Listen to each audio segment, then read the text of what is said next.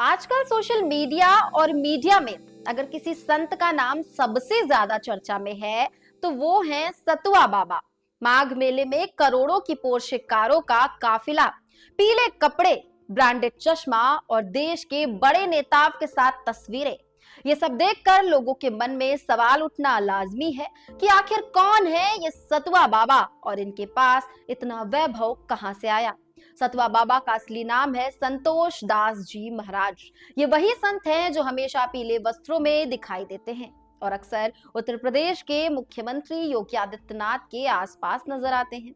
आजकल उनकी चर्चा की सबसे बड़ी वजह है उनकी महंगी गाड़ियां, प्राइवेट जेट, हेलीकॉप्टर और शाही जीवन शैली। लेकिन सतवा बाबा की कहानी सिर्फ गाड़ियों और वैभव तक सीमित नहीं है।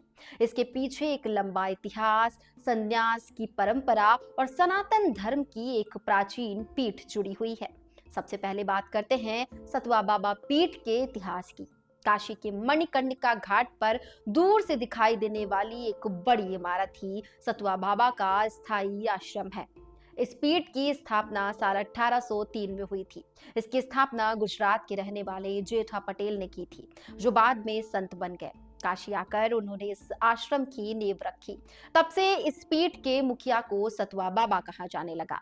इस आश्रम में आज भी बटुकों को वैदिक और संस्कृत शिक्षा दी जाती है। गुरु शिष्य परंपरा के तहत ये पीठ आगे बढ़ती रही और आज इसके मुखिया हैं संतोष दास उर्फ सतवा बाबा।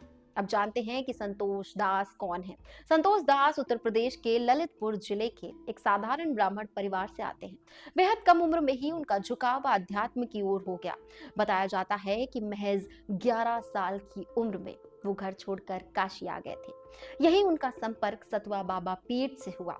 वो वैष्णव संप्रदाय के निर्मोही अखाड़े से जुड़े और अपनी प्रतिभा, विद्या और साधना के बल पर जल्द ही सबका ध्यान खींच लिया। उनके गुरु ने उनकी योग्यता देखकर उन्हें अपना उत्तराधिकारी बना दिया। यही नहीं, संतोष दास सिर्फ 19 साल की उम्र में महामंडलेश्वर बना दिए गए, जो अपने आप में एक रिकॉर्ड था। गुरु के देहांत के बाद संतोष दास ही सतुआ बाबा बने।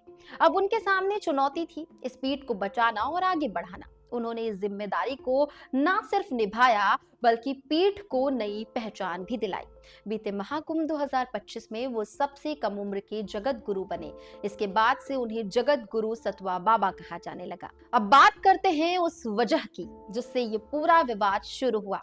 प्रयागराज में माघ मेले की तैयारियों के दौरान एक वीडियो वायरल हुआ जिसमें जिला अधिकारी खुद सतवा बाबा के आश्रम में रोटी सेकते हुए दिखाई दिए। इसके बाद डिप्टी सीएम केशव प्रसाद मौर्य की टिप्पणी और फिर सीएम योगी आदित्यनाथ का मंच से दिया गया एक बयान कि आप सब सतवा बाबा से जुड़ जाइए ने इस पूरे मुद्दे को और बड़ा बना दिया। इसके बाद सोशल मीडिया की नजर बाबा के वैभव पर गई।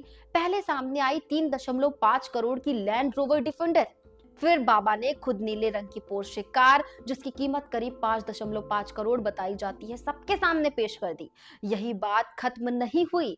गंगा नदी में खड़ी करोड़ों की क्रूज, कई इनोवा और बड़ी एसयूवीज भी बाबा के काफिले में शामिल हैं।